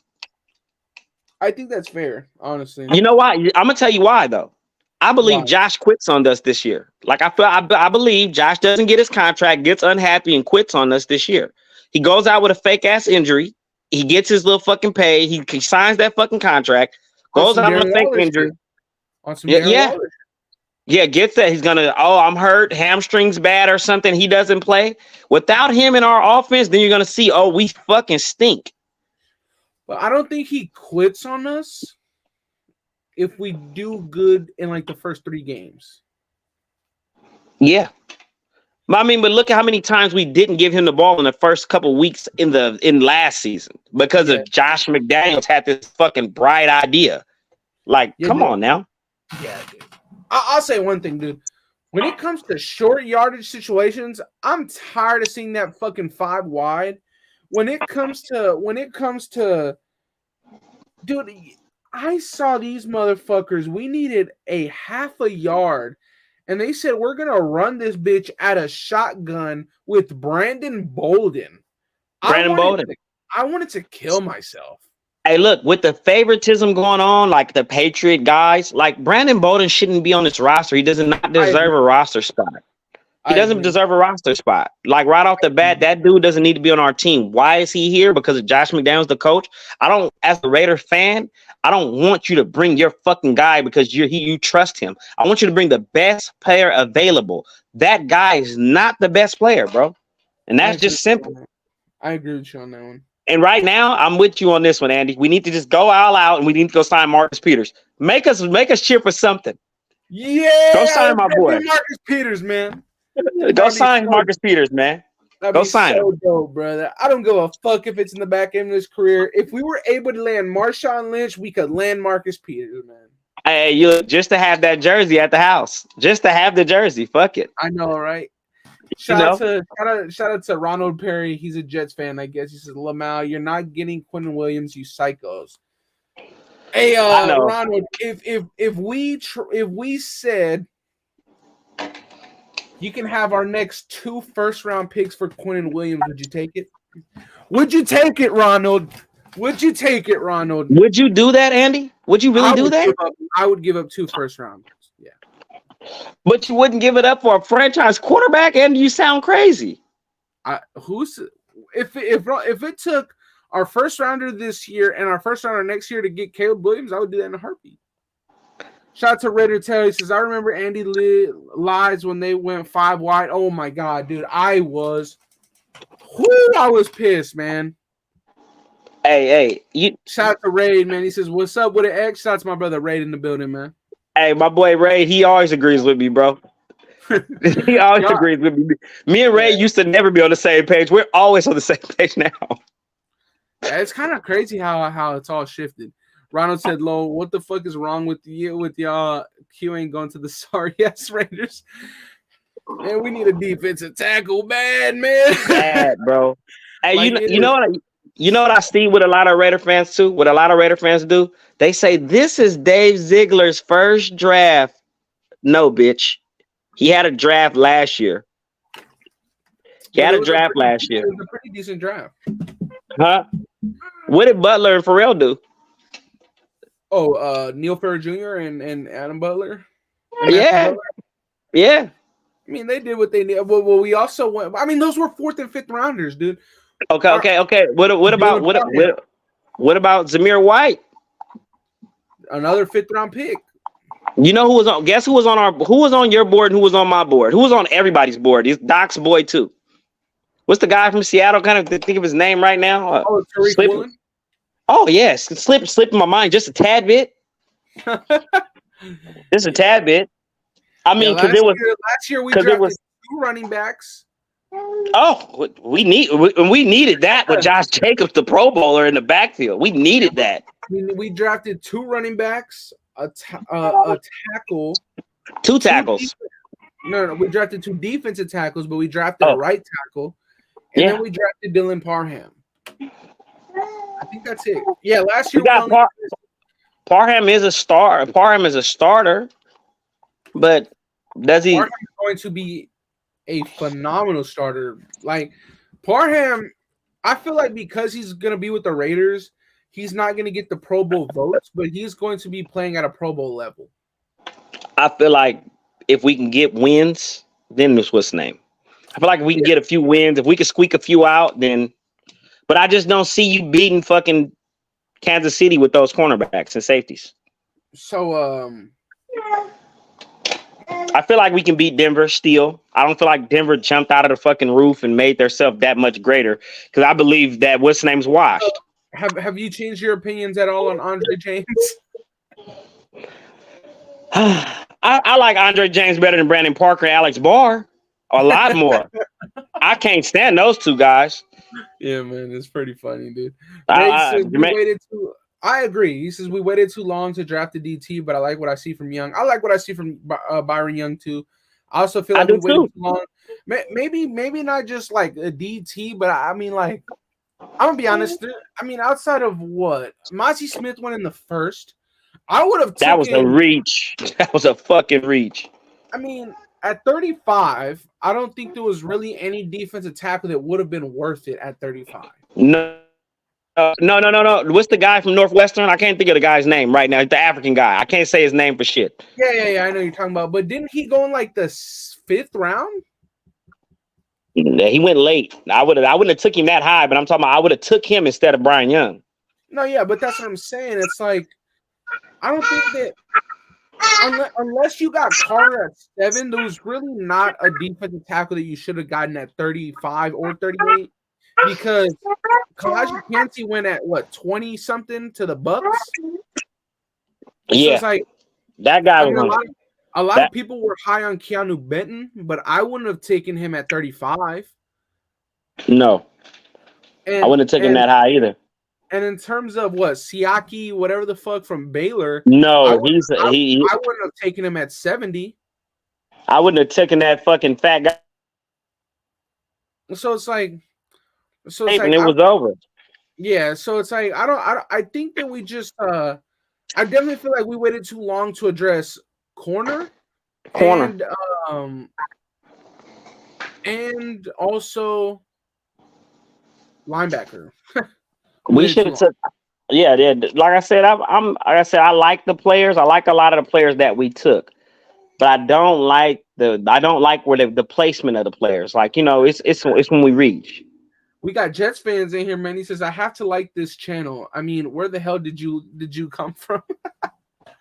Hey, man. This dude. Hey, tell Ronald Perry we don't even know where Jets fans are. We need a few in Sideline GM. We don't have not one real one because we never really met Jets fans. Like, Tell them come to Facebook, come to Sideline GM and say that, keep that same energy. Exactly, y'all. For those of y'all that don't know X for whatever reason, he's been a guest on this show multiple times, but Sideline Sports GM, bro, give him a follow for real. No. Come to Facebook. We 5.2. We 5.2K deep. We talk that shit over there, man. Real Raider fans, real Niner fans, real fucking. If you're a real fan, they're there. But there's not really many Jets and Cardinals and Buccaneers because that shit don't really exist. Like you never. Who do you know that's a Charger or Jets fan? Like not one. So Mr. Perry, I understand that you got Aaron Rodgers now, so you got your nuts are dripping just a little bit. Yeah. But your nuts been this big for like a billion years, man. What's crazy is that I don't think that Quinnen Williams is just going to become the highest paid defensive tackle in history. I think he's also going to have the highest contract in Jets history. Yeah, that's not. I mean, who have they paid? Who have been worth paying? But that's what I'm saying. It's like, hey, they haven't had a damn good player since Joe Namath. It's like, dude, I don't even think the salary cap was that high when he was playing. What's their best highlight over this year with a butt fumble? Hey, that was like, a pretty good highlight. Like Ronald Perry's talking like he has more rings than us or something. Like I don't understand. I'm attacking Ronald right now. Shout out to Ronald, man. I got a little beef with you right now, bro. Yeah, man. All we want here is fucking Quinnen Williams. Pretty please. That's all we're asking for. A little bit. A little bit, man. Shout out to Ruben. He says, what do you guys think of Andre James? I think our best bet for a mauling run game is Miller, Moody, Parham, Curtis, Illuminor. I agree, right? I think that my thing is that with Andre James is that he struggles way too much with a nose tackle in front of him. Like he is piss poor with a nose in front of him. When it comes to pass pro and where he can get one hand on this guy, one hand on that one, and really just face him. He's Rodney Hudson. Like you could tell he learned behind Rodney. When he's the helper, he's doing his thing. Believe me, I know. Yeah. Like you could tell he learned behind Rodney, right? But unfortunately, it's like he learned behind Rodney when Rodney's run blocking days were behind him. So it's like it's kind of tough. I like Andre James, but I do think that you can definitely upgrade at the center position. But it's not like a pressing need, so I don't really mind it. I think he gained. I think he's up to like 305 now. So, but you know that what's name's our future tackle. You know that already, though. Yeah. You know who's the future tackle. Parham's the future. I mean, he's the future center of the Raiders. Yeah. Anybody that doesn't know that's crazy. What's X on X said it on Facebook, right? Sideline Sports GM on Facebook. Sideline GM Sports. Oh, Sideline GM Sports on Facebook. It's like a community. It's there. So go ahead and check that out right there, man. Most definitely. And also, what happened to that interview with the undrafted free agency? He wasn't an undrafted free agent. He was David Agoa was the guy that we got out of the international player program, and I got that interview up on the channel. It's on there for you guys to I like that guy too, and I like his story and shit like that. I actually like that league. I feel like if you could find like getting NFL is only America. Like NBA is like global, baseball is global, and that's why they have the players they have. Like they have the best of the. Those are literally the best of the players, best of the best in the whole world.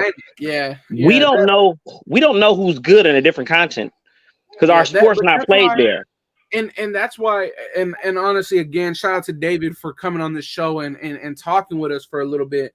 But I think that it's such an advantage to get David because he does not affect the 53 or the 90-man roster count. Yeah, he don't. You have him for the whole season. And it does not affect the team. And could you imagine having a quarterback like that? Right? That's ridiculous. I would love that. No, but at the same time, though, that's saying that there's a quarterback that's never played competitive football in his life. I'm just saying, like, could just think like a super athletic quarterback. Could you imagine if we had a quarterback from fucking France come in the league? That'd be fucking hilarious. Language barrier would be a bitch and all that, but I mean, you could teach it. You'll tell him a fucking play like how Gruden had fucking Spider White, 2 Banana, Perry, Ronald Perry. The Jets suck on 2. Fucking Aaron Rodgers about to throw 10 picks. Go.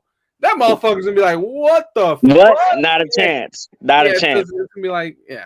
Well, hey, what do you think about Dalton Reisner though? I mean Dalton Wagner. Wagner, the tackle. UDFA.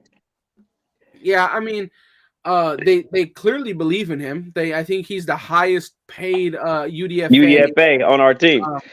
I don't even think in our team. I think in the league. I think he got the most guaranteed cash. I think he got more guaranteed money than Andre Carter and Ivan Pace.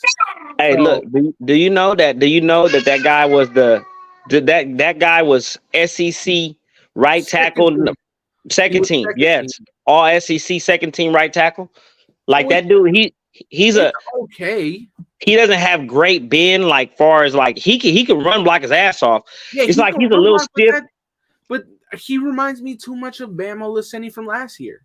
He played, he played, but he knows football a lot more than Bam. But yeah, he's better than Bam. My thing is though is that, dude, you put a fucking speed rusher out there, he's getting smoked. At right tackle with a little bit of help, I know if he gets a chance to lean, it's over. He's better than Parker. Yeah. I'm taking him over Parker. Andy, I'm taking him over Brandon Parker. Ronald said, "Wish I had Collins segments so I can tell you about your asses." I mean, I know that our asses are pretty fucking cooked on defense, man. But there's not many that could keep up with us on offense. So we'll see, man.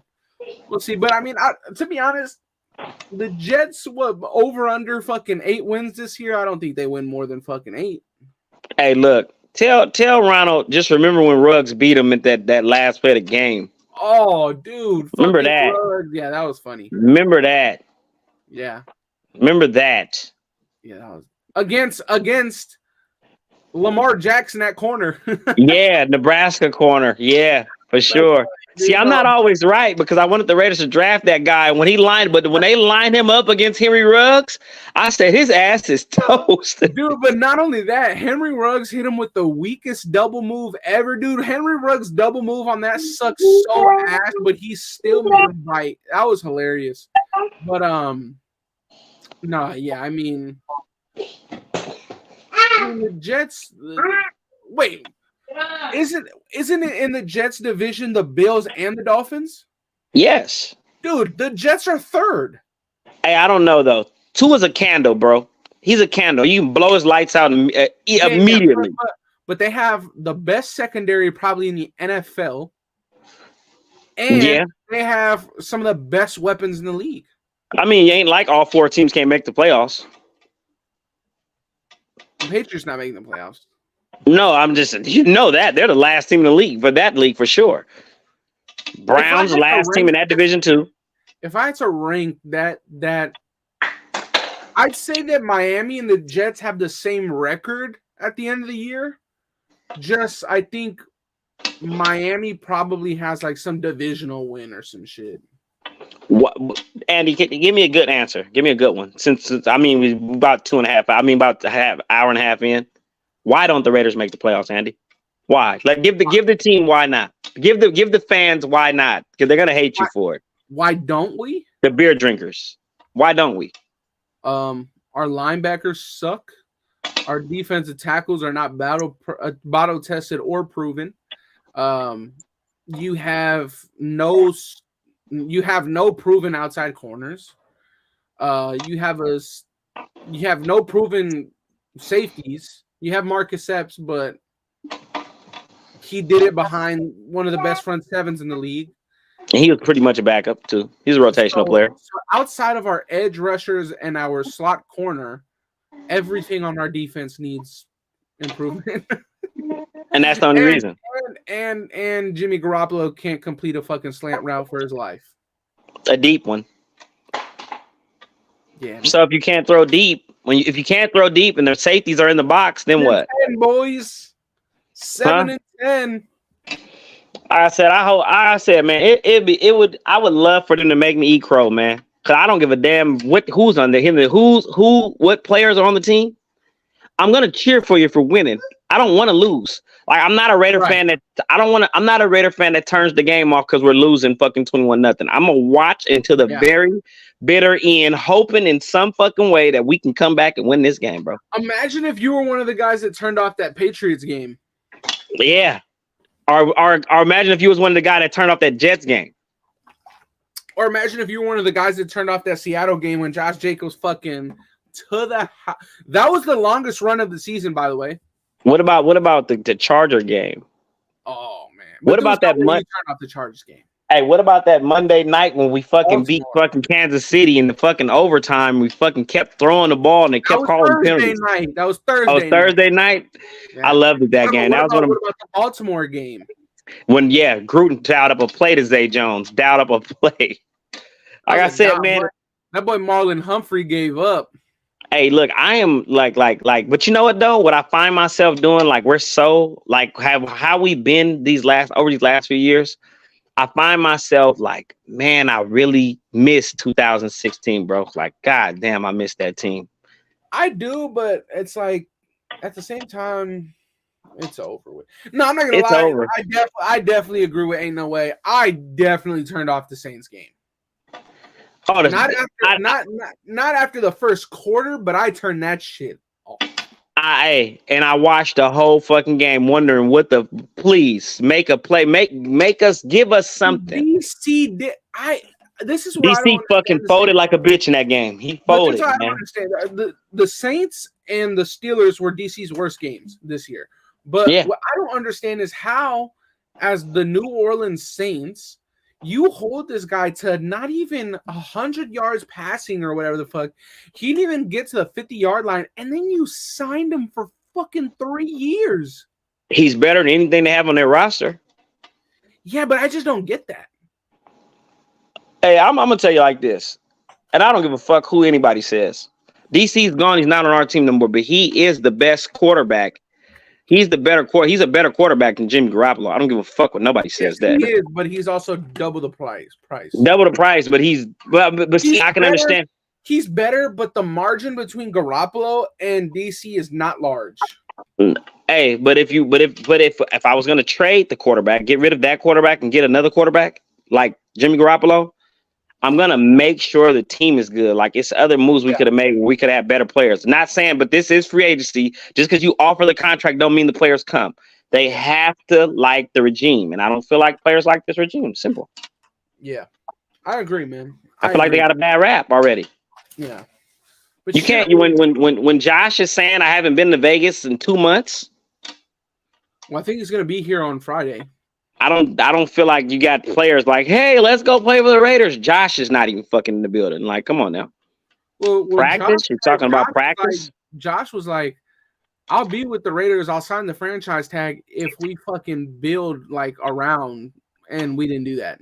And he don't feel like we did. So yeah, that's the tough part. But as a Raider fans, I'm guessing Josh is a bitch now because he didn't agree with the coach and the fucking GM. Because he's only a professional football player that's in the league that also don't like the moves the team's making. But yeah, man, who fucking our Devontae too. When Devontae said, "Hey, man, when we signed Jimmy, hey man, don't hit me with this shit. Don't even hit me with this shit." Yeah, but he literally said that he was not talking about Garoppolo. Yeah. Wink, wink, wink, wink. I don't know, man, but shit, we've been on here for an hour 45. You got any last words, my boy? Man, sign Marcus Peters. What the fuck you mean? Sign Peters. Sign Marcus Peters right now. Sign Peters. And send a 2027 8th round pick for Patrick Queen. Yes. That'll make me happy. I'd be happy. Queen sucks, dude. He sucks. Yeah, he sucks in coverage. Him and Devin White do. Yeah, they both do. They both do, but they're better than what we have. I'll trade them for Deion. I'll trade Diablo for one of them. No. Diablo sucks, bro. And he won't make the roster this year anyways. He'll make the team. Man, they're going to cut his ass. Listen, and you already owe me $100. You remember that, right? I don't know what you're talking about. Oh, you said Drew Sanders. You can go back and watch because I watched the video, right? You said Drew Sanders was guaranteed to be a first-round pick. That motherfucker didn't fall off the board for a long time. Hey, man, fucking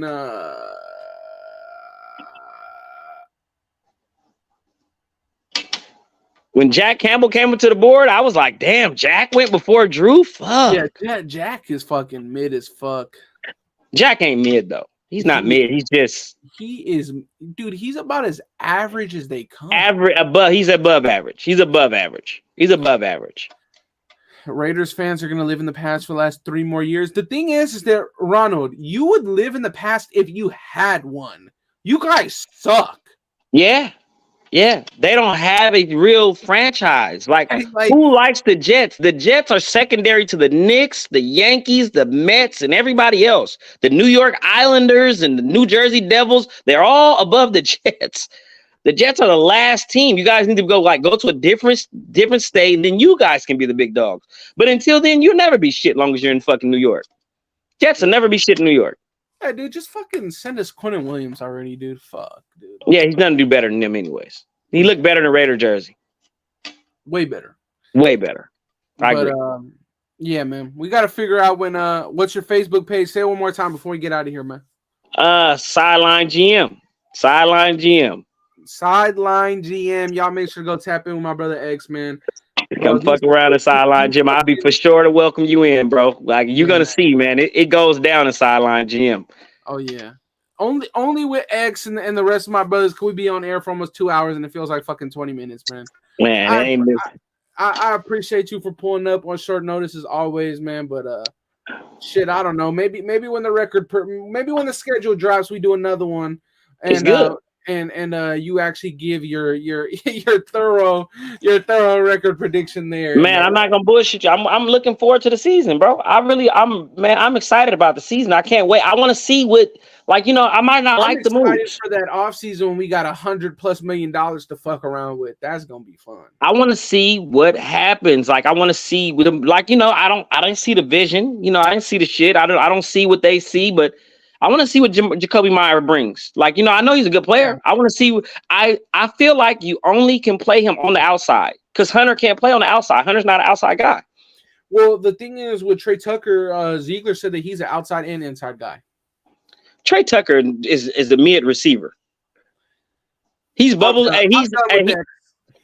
he's bubble screen, kick return, punt return. Good enough for me, man. He's a bubble screen, kick return, punt return, man. I like the guy though, but I'm like, I don't see him. He's not gonna get any action over fucking Brissett, he's not getting any action over Myers or fucking Rimpo. That's not making the roster. Man, why not? He's sure not gonna start over Carter. Dude, Philip Dorsett won't make the roster. DeAndre Carter, Cam Sims, maybe. But you're gonna sign Sims. Sims and Carter are making the roster. Yeah, so I believe we go 7 receivers. No, hell no. You don't think? Hell no. Do the math, Andy. Do the math. Listen, you got Adams, you got Sims, you got Renfro, you got Myers, you have Carter, you have fucking Tucker. That's it. That's 6. That's the receiver stuff. And Tucker will be listed as a specialist. He won't even be listed as a receiver. But he's still going to be a receiver. He's going to play receiver. But I don't feel like Tucker maybe take 15% receiver with Detroit is on our schedule this year? Huh? They said Detroit is on our schedule this year. Is it? And possibly a Thanksgiving game. I would love to play Detroit on Thanksgiving to fucking shit all over their Thanksgiving. I mean, let's bring them to Vegas. They're gonna do is start gambling and fucking go to jail. You fucking idiots. Oh my god, fucking dumb, man, dumb. Listen, can't get no fucking stupider. I appreciate for every single one of y'all pulling up today. It is greatly appreciated. Again, make sure to go check out X at Sideline Sports GM on Facebook. Y'all already know how we kick these things or how we sign out on these, man. I love y'all. Stay safe. Have a wonderful rest of y'all day, and we out of here. Peace. We out of here. Welcome to the Death Star, where our opponent's dreams come to die.